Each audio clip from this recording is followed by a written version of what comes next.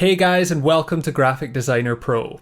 So, how many of you have had a client that have asked you to make their design pop? Yeah, we know it's a horribly vague term that's basically become a meme within the design community and is right up there with can you make the logo bigger? But what does your client actually mean when they ask for this? Well, the truth is, they most likely don't know themselves. It's normally just a feeling or a gut reaction they have, but in many cases this actually links back to the same thing: contrast. Now, contrast in simple terms is the differences between two or more things. In this case, the elements within your design. So in this video, we're going to take a look at 5 parameters that will help you add contrast to your designs and, you guessed it, make them pop. So let's get started. Now, before we get into each of these parameters, it's first important to understand that using contrast is heavily linked with creating a strong visual hierarchy. Now, if you're not familiar with this term, this is basically the order of visual importance we place on each element within a design. Whether it be for a logo, brochure, poster, website, you name it. A clear visual hierarchy is a huge part of how well a design works and stands out. We can use it to highlight the most important information within the piece and lead our users through the design. And as I just mentioned, contrast is key to this. So, how do we achieve clear contrast between elements within a design? Well, this is where our 5 parameters come into play. Every element has its own visual weight, primarily dictated by 5 things: scale, negative space, colour, positioning, and line weight. So let's take a look at each of these in more detail now. Now, before we get stuck into these parameters, you can also download a free PDF guide from the description below that basically contains all of the examples we're going to be looking at in this video, so you can always refer to it if you're working on your own designs, for example. So let's jump straight in though, and our first contrast parameter is scale. Now, this is probably one of the most obvious things to adjust if you want to create more contrast. Of course, we can make elements bigger to make them stand out more, but what you really want to be careful of is that you're not just scaling everything up so that nothing actually stands out. You need to create that contrast between sizes with your elements to create that clear visual hierarchy that we've been discussing. So on the left hand side examples, you can see that we have some very basic elements to showcase this. Focusing more on the text, although we have a heading, subheading and body copy, there's really nothing to separate them in terms of their visual weight. They're all formatted in exactly the same way. The only thing that's helping separate them is a little bit of spacing. But over on the right hand side, you can see just applying a little bit of variation in the text size makes a huge difference. So we now have a clear heading, subheading and body copy, and although the body copy is smaller, for example, I would still argue that it stands out more because it's much easier to navigate through this and read it in order. Same goes for the squares, just making one of them larger and one of them smaller. We create way more emphasis on one of them than the other without having to change any other parameters. So adjusting scale is a very easy way to create contrast. Moving on to parameter number 2, that is negative space. Now, negative space, which is also known as white space, is simply the space in and around all of our design elements. They are the areas that don't actually feature any elements, if that makes sense. Now, I would argue that negative space is every bit as important as the positive space of your designs. So you can see this here with our example on the left hand side. Everything has been made really big to fill this space, and again, this is the temptation if we want something to stand out or pop more,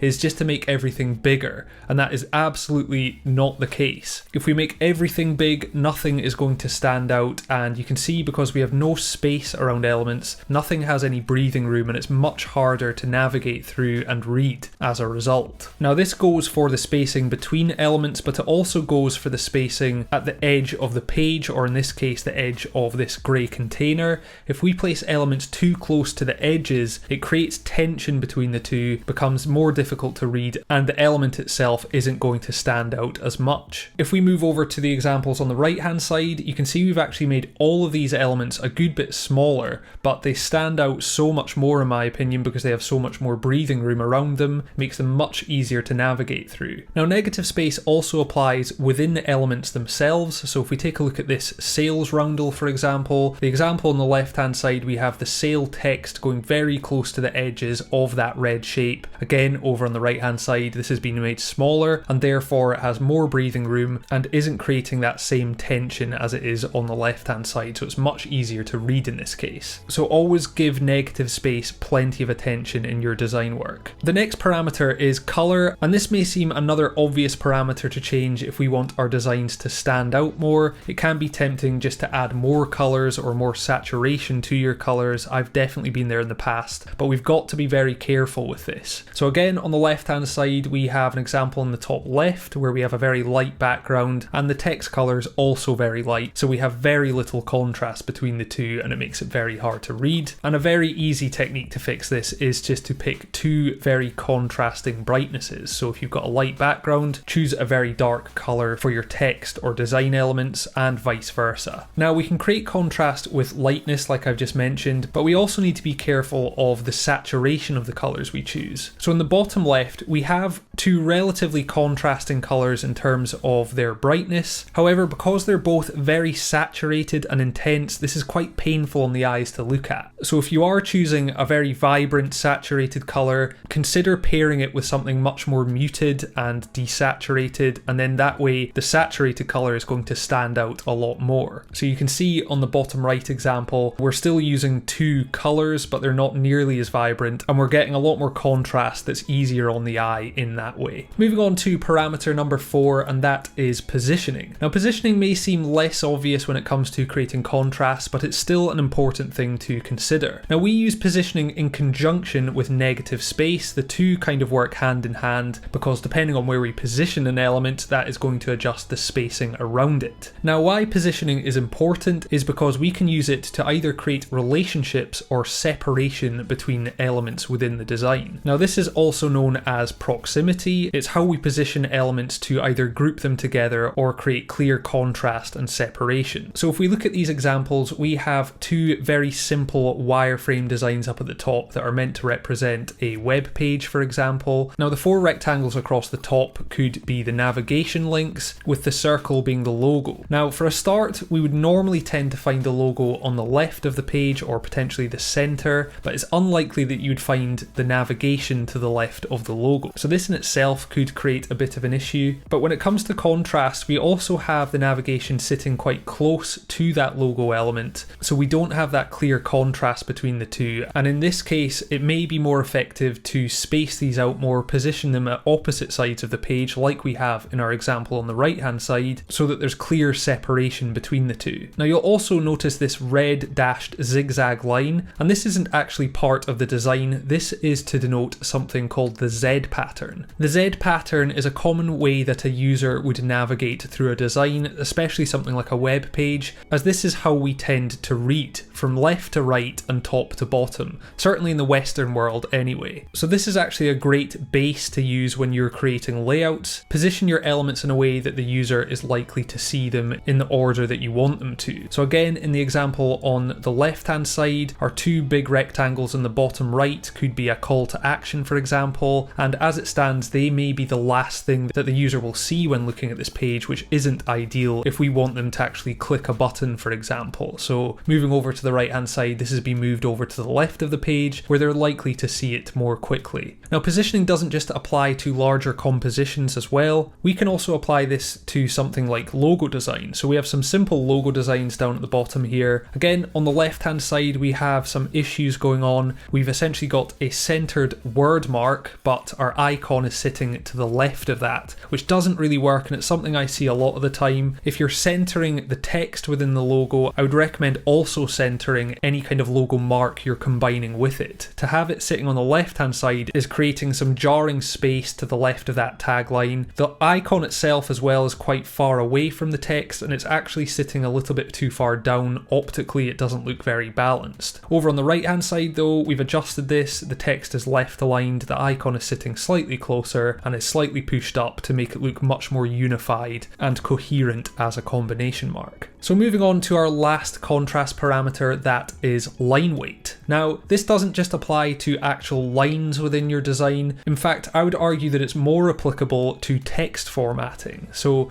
taking a look at these examples, you can see with the boxes up at the top, simply adding more line weight to one of those boxes is a clear and easy way to add contrast and make it stand out against the rest. With the text, we actually have the same text that we had in our first contrast parameter example. There's nothing particularly wrong with the example on the left hand side, but you can see just how much more contrast we can achieve on the right hand side just by changing some of the font weights. So making the text that needs to stand out the most a heavier font obviously is a great way to make it stand out more, and we can create a clear visual hierarchy by adjusting these font weights as we're seeing in this example. So never underestimate the power of line weight, especially when it comes to text formatting in your examples. So we've gone over some very simple examples of each of these parameters and how they can be used, but let's now take a look at an actual design where we can use all 5 of them together to create much more contrast within a design. So you can see here we have a very simple and, let's be honest, pretty drab looking design with all sorts of issues going on.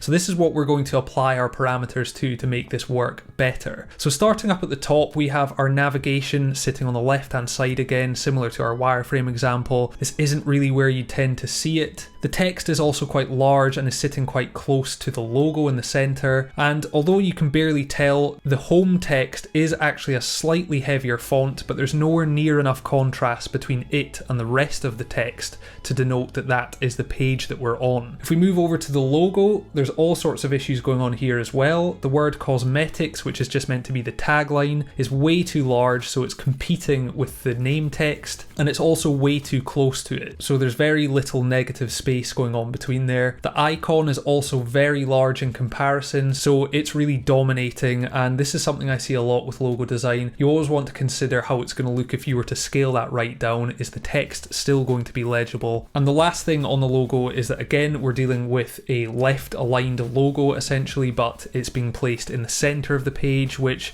it's not always a bad thing, but in this case it doesn't look great. Moving over to the top right, we have some social icons. We also have an account icon and a basket icon. Now for something like an e-commerce website like this, you really want your account and basket icons to be very clear and easy to find. In this case, they all just blend in with one another. They're all the same color. There's not nearly enough contrast. So from a user experience point of view, this is really not ideal. If we move over to the left of the page, we've got some text here. Again, although we've got some change in color, there's nowhere near enough contrast or variation to denote a clear visual hierarchy here. It all just kind of blends in with one another. The sandy color also doesn't stand out particularly well against the white. And if we look down at the call to actions, we have shop now and all products. These really don't stand out that well anyway, but there's also nothing telling the user to click one or the other. So in a case like this, we might want the user to shop the new range of products, but because shop now and all products are formatted in exactly the same way, there's nothing really pushing them to click one or the other, which can be a real issue as well. Lastly, looking at the image, although this is quite eye-catching, it's just been placed over on the right hand side. It doesn't look that linked to anything else. It looks like a bit of an afterthought, and because of its positioning, it's not really in a particularly prominent position that it's going to draw the eye that well. Now, taking a look at our revised design, you'll hopefully already be able to see some of the parameters we've gone over being used. So again, starting in the top left, we've now moved the logo over to the left hand side,